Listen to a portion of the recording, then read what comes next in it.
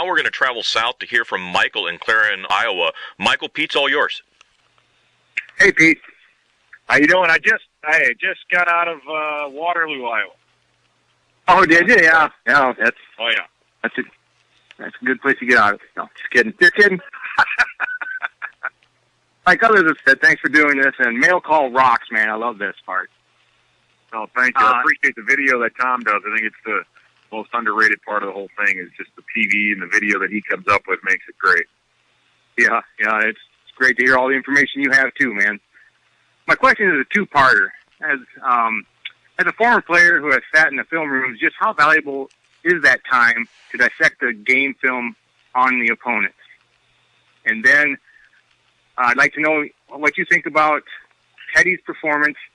Do you think he will continue to rise, or will he struggle with the whole off season for those other teams to study his films and exploit his weaknesses? Well, no, not more. Great questions. I think one of the things for sure is the ability to watch film, and the time spent watching film is essential.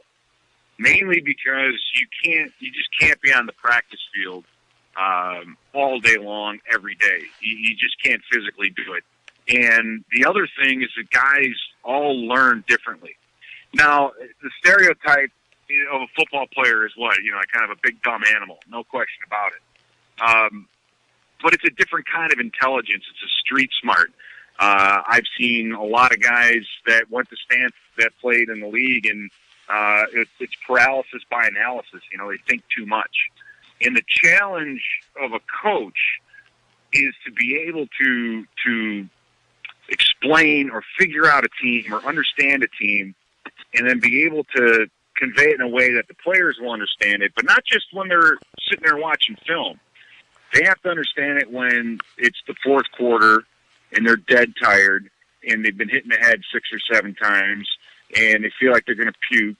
And when they see a certain offensive formation or a tight end off the line motion away from an offset back to the other side, that you're going to get dashed.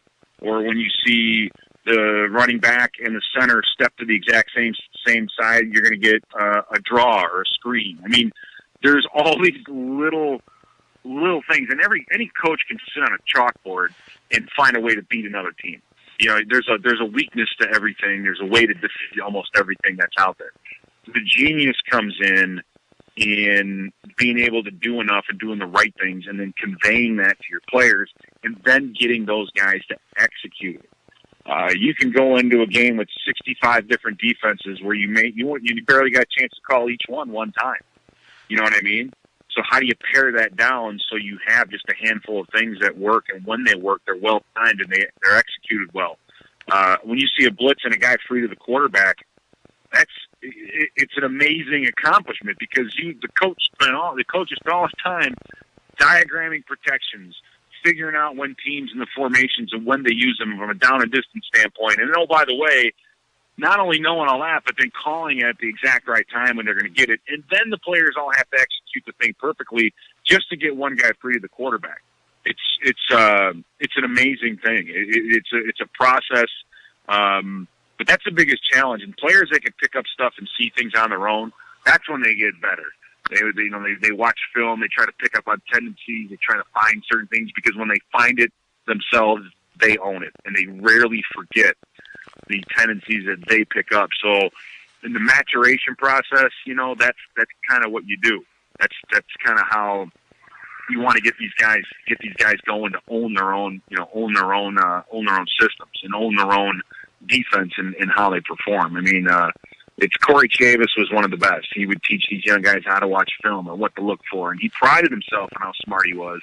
And, oh, by the way, when you do that, you have to prove it every single week, because this is a prove-it league. So it's essential, street smart, not book smart. The other thing, you ask about Teddy, and again, I think he has what you need. He has that ability to improve in the course of the game, which is a big deal. You can't wait weeks in this league to improve. I think Teddy does it very, very, very quickly. It's just how fast can he take it to that next level? Because every small incremental step that you take to get better requires more and more and more and more work. and he's going to have to keep himself on the field. But I really do think we got somebody special, and I really do think he's going to do well.